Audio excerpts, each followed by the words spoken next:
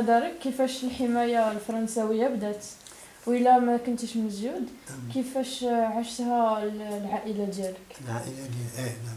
الحماية الفرنسية هي كما معروف بدات في 1912 بدات بالمدن ولكن انا ملي زدت يعني كي موجوده كاينه الحمايه الفرنسيه وفرنسا هي اللي حاكمه هي اللي في المحاكم وهي اللي شاده الادارات وهي اللي شاده زمام امور مدن المغرب كلها. C'est pas à mon avis, c'est de l'histoire. Comment il a commencé? À mon avis, il a mal commencé.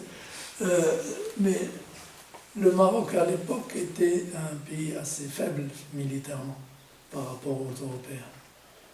Et ils ont une stratégie ça consistait à prêter aux pays qui ont moins de force, moins de moyens, etc., comme le Maroc, comme l'Algérie, comme la Tunisie, etc. Nous, on est venu en dernier. La Tunisie a été colonisée après l'Algérie et nous, après la Tunisie. Et donc, le Maroc empruntait beaucoup. Et il y avait l'appétit de toutes les nations puissantes, c'est-à-dire l'Espagne, l'Allemagne et la France à l'époque. Toutes avaient prêté au Maroc et voulaient, moyennant cette faiblesse, il ne peut pas les rembourser, de lui dire, bon, si vous ne remboursez pas, au moins, donnez-nous la possibilité de vous protéger contre tous ces appétits.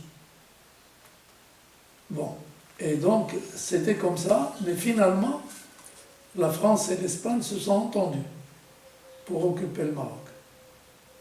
Et les Allemands sont même venus avec un croiseur, donc un avion, un bateau militaire d'Irham, à Agadir, se sont positionnés devant Agadir pour attaquer l'entente hispano-française et venir aussi prendre un bout.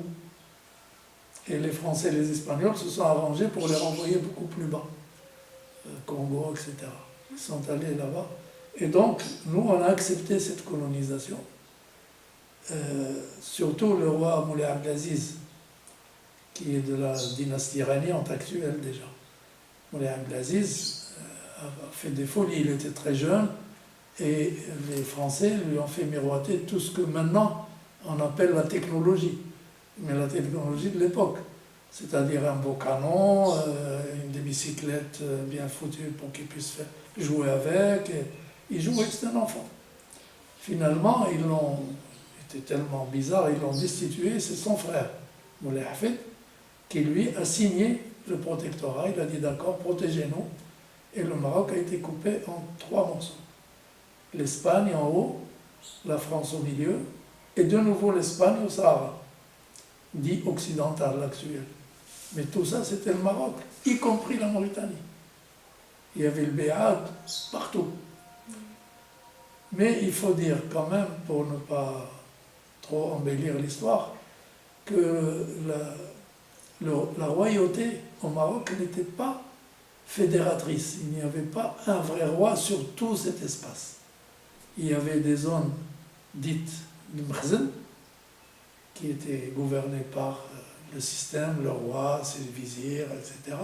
Et il y avait Bled Siba, c'est-à-dire non contrôlé.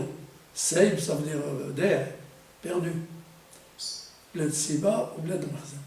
سمعتي ديك الساعه قبل ما يدخل الاستعمار فهمتي كانت السيبه في المغرب السيبه فهمتي خبيتي جماعه قبيله يجيو الفهم يتكلسوا على بناتك